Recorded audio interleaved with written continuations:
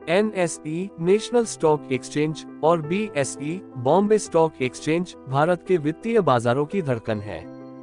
Bombay stock exchange BSE में कुल 5,505 कंपनियां सूचीबद्ध हैं, जो सूचीबद्ध कंपनियों की संख्या के मामले में दुनिया के सबसे बड़े स्टॉक एक्सचेंजों में से एक है। National stock exchange of India NSE में 2,379 से अधिक कंपनियां सूचीबद्ध हैं, जो इसे देश के प्रमुख स्टॉक ट्रेडिंग केंद्र के रूप में दर्शाती हैं। दोस्तों, चलिए एक छोटी कहानी से शुरू करते हैं। कल्पना कीजिए एक सरकारी स्कूल की, जहां 500 छात्र पढ़ाई कर रहे हैं। एक दिन एक कलेक्टर निरीक्षण के लिए स्कूल आता है। कलेक्टर के लिए यह व्यवहारिक नहीं है कि वह सभी 500 छात्रों से व्यक्तिगत रूप से मिले और उनका मूल्यांकन करे।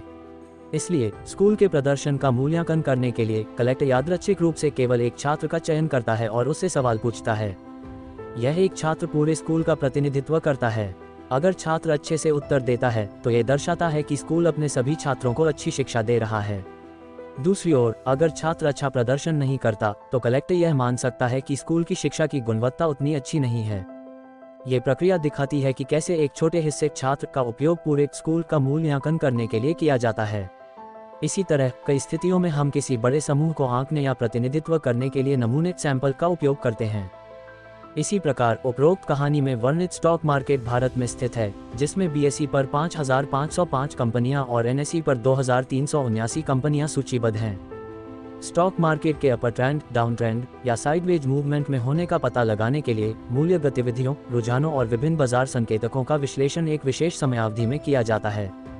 हर कंपनी के प्रदर्शन की व्यक्तिगत समीक्षा करना व्यावहारिक नहीं है, इसलिए ट्रेडर और निवेशक आमतौर पर निम्नलिखित पर निर्भर करते हैं। सूचकांक प्रदर्शन, BSE सेंसेक्स और NSE निफ्टी 50 जैसे प्रमुख सूचकांकों का अवलोकन। ये प्रमुख कंपनियों के प्रदर्शन को उजागर करते हैं और बाजार की दिशा और भावना का त्वरित अवलोकन प्रदान करते हैं। एक बेंचमार्क इंडेक्स बनाने के लिए विभिन्न क्षेत्रों के सर्वश्रेष्ठ प्रदर्शन करने वाली कंपनियों को चुना जाता है। ये कंपनियां आमतौर पर अपनी अपनी इंडस्ट्री की अग्रणी होती हैं और पूरे बाजार की सेहत, मार्केट हेल्थ का प्रतिनिधित्व करती हैं। उदाहरण के लिए IT sector, it sector, TCS, Wipro, L&T, HCL आदि। Banking sector, HDFC bank, ICICI bank, SBI आदि। तेल और ऊर्जा सेक्टर, oil and energy sector, Reliance Industries, ONGC आदि। वित्तीय sector, finance sector, Bajaj Finance, Jio Finance आदि। फार्मा सेक्टर, सन फार्मा, डीवीज लेबोरेटरीज, सिप्ला आदि। प्रत्येक क्षेत्र से इन प्रमुख कंपनियों का चयन करके सूचकांक इंडेक्स बाजार का संतुलित प्रतिनिधित्व बन जाता है। ये निवेशकों को पूरे बाजार के प्रदर्शन को समझने के लिए एक विश्वसनीय संकेतक प्रदान करता है। यही कारण है कि निफ्टी 50 या सेंसेक्स जैसे सूचकांक व्यापक रूप से ट्रैक किए जाते हैं। ये बाजार की गतिविधियों को एक स्पष्ट बेंचमार्क में समेकित करते हैं। वे शीर्ष 50 कंपनियों का चयन करके एक सूचकांक बनाते हैं। इस सूचकांक का उपयोग करके हम समझ सकते हैं कि बाजार ऊपर जा रहा है, नीचे आ रहा है या स्थिर है, और साथ ही बाजार की समग्र वृद्धि का आकलन कर सकते हैं। यह नेशनल स्टॉक एक्सचेंज शीर्ष 50 कंपनियों को, जो अच्छा प्रदर्शन कर रही हैं, एक बेंचमार्क के रूप में चुनता है। इसे national stock exchange index 50 inches, national stock exchange index 50 कहा जाता है और इसे हम निफ्टी के नाम से जानते हैं। बॉम्बे स्टॉक एक्सचेंज में शीर्ष 30 कंपनियों के साथ एक सूचकांक बनाया गया है। इसे सेंसिटिव इंडेक्स कहा जाता है और इसे हम सेंसेक्स के नाम से जानते हैं। उदाहरण के लिए, क्या बाजार ऊपर जा रहा है या यह नीचे गिर रहा है? सूचकांक इंडेक्स हमें इसका पता लगाने में मदद करता है। ये हमें दिखाता है कि बाजार कितना बड़ा है या कितना घटा है। म्यूचुअल फंड कंपनियां विकास को संचालित करने के लिए सूचकांक को एक बेंचमार्क के रूप में उपयोग करती हैं। वे निफ्टी के आधार पर व्यापार करती हैं और कई निवेशक इसका उपयोग विकल्प व्यापार, ऑप्शन ट्रेडिंग में भाग लेने के लिए करते हैं। इसके अलावा वे निफ्टी का उपयोग हेजिंग के लिए करते हैं ताकि अपने निवेश को सुरक्षित रख सकें और जोखिम को कम कर सकें। यह एक शक्तिशाली उपकरण है जो कई लोगों को बाजार में सूचित निर्णय लेने में मार्गदर्शन करता है।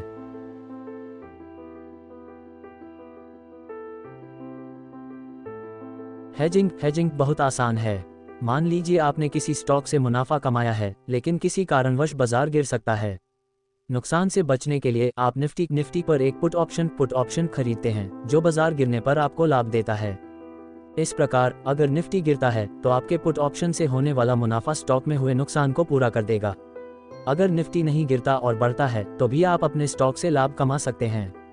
निफ्टी पुट ऑप्शन पर जो नुकसान हुआ है वह संतुलित हो जाएगा और इस तरह लाभ और नुकसान एक दूसरे को संतुलित करेंगे। इस तरीके से आप बड़े नुकसान से बच जाते हैं और इसे ही हेजिंग कहते हैं। इस सूचकांक को निफ्टी 50 के नाम से जाना जाता है। ठीक है, इस सूचकांक को निफ्टी 50 कहा जाता है। इस सूचकांक में शामिल कंपनियां हमेशा के लिए स्थिर नहीं रहती। यदि कोई कंपनी कमजोर प्रदर्शन करना शुरू कर देती है या उसका मूल्य घट जाता है तो उसे एक और बेहतर प्रदर्शन करने वाली कंपनी से बदल दिया जाता है। इसलिए निफ्टी में शामिल 50 कंपनियों की सूची उनके प्रदर्शन के आधार पर बदल सकती है। इसके अलावा निफ्टी नेक्स्ट 50 जैसे अन्य सूचकांक भी हैं जिनमें अगले 50 सर्वश्रेष्ठ प्रदर्शन करने वाली कंपनियां शामिल होती हैं। इन नामों का उपयोग बाजार में विभिन्न कंपनियों के समूहों के प्रदर्शन को वर्गीकृत और ट्रैक करने के लिए किया जाता है। ये सब national stock exchange NSE national stock exchange का हिस्सा है। उदाहरण के लिए निफ्टी नेक्स्ट 50 उन 50 कंपनियों को दर्शाता है जो निफ्टी 50 के बाद आती हैं। इसी तरह निफ्टी 100 शीर्ष 100 कंपनियों को शामिल करता है। निफ्टी 200 शीर्ष 200 कंपनियों के प्रदर्शन को ट्रैक करता है और निफ्टी 1000 भी मौजूद है।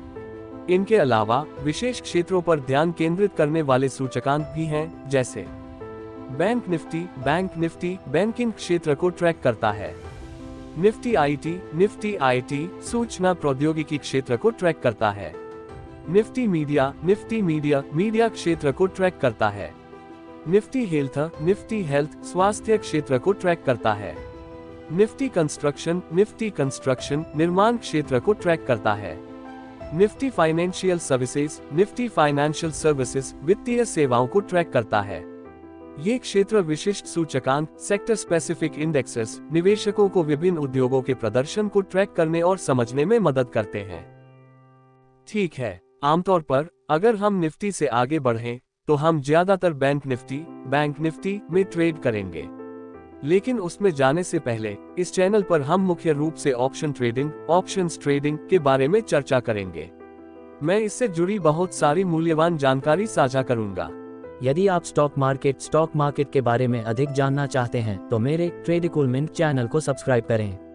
वहां आपको अंग्रेजी, तमिल और हिंदी में बाजार से संबंधित बहुत सारा कंटेंट मिलेगा। आप पढ़कर और सीखकर अपने ज्ञान को बढ़ा सकते हैं। यदि कोई विषय है जिसे आप चाहते हैं कि मैं कवर करूं तो नीचे कमेंट करें। मैं भविष्य में उस पर एक वीडियो बनाऊंगा। आइए विषय पर वापस लौटते हैं। हमने पहले के वीडियो में प्राइमरी मार्केट को कवर किया था। यदि आपने वह वीडियो नहीं देखा है तो कृपया पहला भाग देखें। अब बात करते हैं सेकेंडरी मार्केट की। यहाँ लोग एक दूसरे से शेयर खरीदते और बेचते हैं। उदाहरण के लिए मैं आपसे खरीदता हूँ, आप मुझे बेचते हैं, या हम इसे किसी और को बेचते हैं। ये पूरी तरह से लोगों के बीच शेयर खरीदने और बेचने पर आधारित है। दूसरी ओर प्राइमरी मार्केट वह जगह है जहां कंपनियां पहली बार आईपीओ इनिशियल पब्लिक ऑफरिंग के माध्यम से अपने शेयर बेचती हैं। जब लोग ये शेयर खरीदते हैं तो पैसा सीधे कंपनी को जाता है। इसके बाद ये शेयर सेकेंडरी मार्केट में लोगों के बीच खरीदे और बेचे जाते हैं। दूसरा शब्द है बुलिश। बैल क्या करता है? वह अपने सींगों से चीजों को ऊपर की ओर धकेलता है। इसलिए जब बाजार ऊपर जाता है तो इसे बुलिश कहा जाता है। इस स्थिति में बाजार में विक्रेताओं की तुलना में खरीदार अधिक होते हैं। इन खरीदारों को बुल्स बेल कहा जाता है।